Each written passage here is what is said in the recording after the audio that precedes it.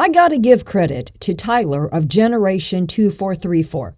He is a very smart man who has developed quite the crafty YouTube persona. Tyler's game is to cast himself as an investigative journalist, one who covers just the facts in an unbiased tone, and then goes on to present an utterly one-sided rapturist hopium extravaganza. His so-called objective research is basically repeating what all the other rapturists say. It never leads him to conclude the time is not yet. Here he is 4 years ago, thoughtfully reporting that the rapture was soon. When Tyler covers issues in the news, he deliberately ignores any information that goes against the rapturist narrative.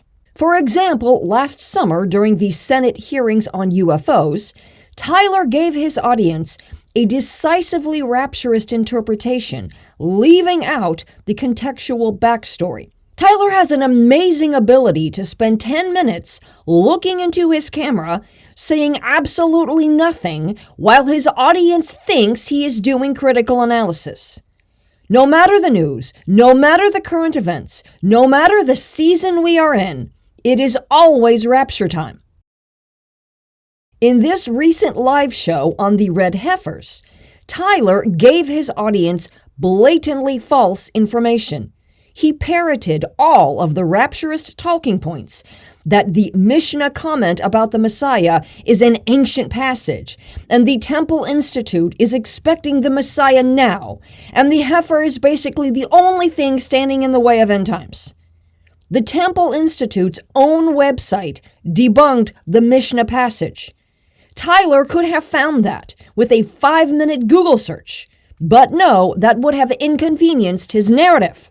2 weeks later, Tyler was back with another educational lecture on the April 8th eclipse. Once again, Tyler presented rapturist propaganda with no opposing information, as he disingenuously claimed that he was merely offering some interesting facts. It's easy to see why Tyler takes this approach. When he tries to give his audience actual quality content, they are not having it. His video on defending the Bible's reliability got 12,000 views.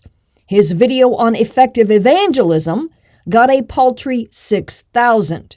By contrast, his meaningless hopium of the rapture in 2023 got over 200,000. Tyler's audience does not want objective news reporting.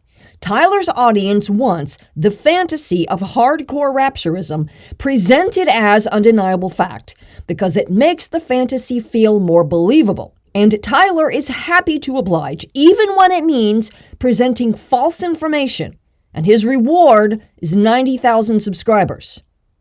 This is what so-called moderate watchmen do. They repeat each other's content, create a feedback loop of circular reporting, call it doing research, and present it as fact. And if you see through the game, you are an unbelieving scoffer who is not to be trusted. And the beat goes on.